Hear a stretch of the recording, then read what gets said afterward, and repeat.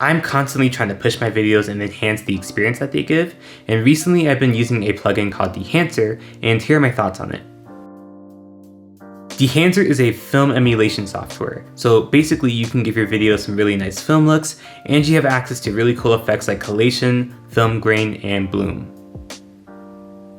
It's available on DaVinci, Final Cut Pro, there's an iPhone app, and last but not least, After Effects and Premiere Pro, which are the two apps that I use to edit my videos. One of the biggest pros about Dehancer is that it has 50 plus film looks or plugins, which are really nice for finding inspiration.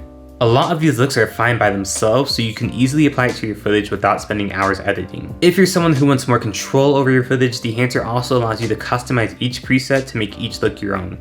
My favorite feature is the bloom tool, which allows you to get that glowy, dreamy feel without having to do things like buy an accessory for your lens or do some really annoying editing steps which aren't very customizable.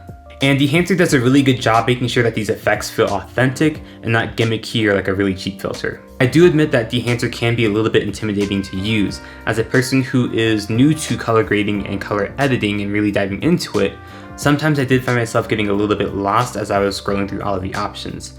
So I do recommend looking up their guidebook and reading their articles, as well as looking up tutorials to make that process a lot easier, especially if you're not used to using a plugin or doing color grading. The only major gripe I have with this app, which Dehancer already explains, is that it does slow down my computer and it really increases my render time.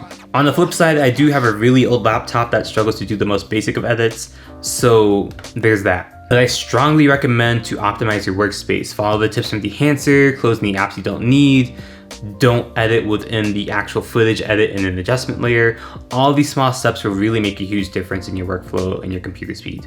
Personally, I'm still going to keep using Dehancer and see what else I can do with it, and I think it's really great for people who are looking to improve the quality of their editing or get into film looks or try out color grading, but it is pricey. So if you don't have a strong interest in color grading or capturing a film look or really articulating the mood and feels of your footage, it might not be for you. But Dehancer does offer being able to purchase effects separately, so if you don't want the full thing and it doesn't really fit your needs, you can still find a really nice bloom effect or a really nice grain tool or whatever. Overall, I feel like it's a really great plugin. It's very quality and it feels very intentional. It does have a very specific need, but if you have that need, you may want to check it out.